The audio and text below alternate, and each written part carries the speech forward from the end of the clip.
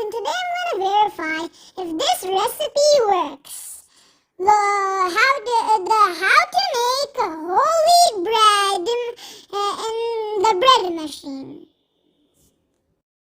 Let's get started. And the first thing I need to do is I added 1 cup of water, 2 tablespoons of extra virgin olive oil, 1/4 cup honey,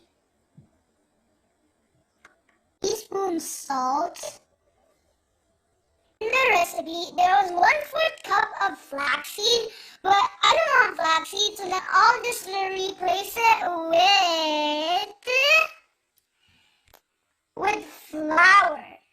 So in total, there is 3.5 plus 1/4 of flour.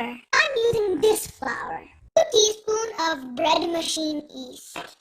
You have to make a hole in the middle to put the yeast.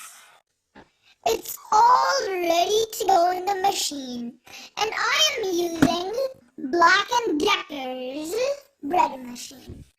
I've set it onto 1.5 pounds medium bake and whole wheat. Let's verify if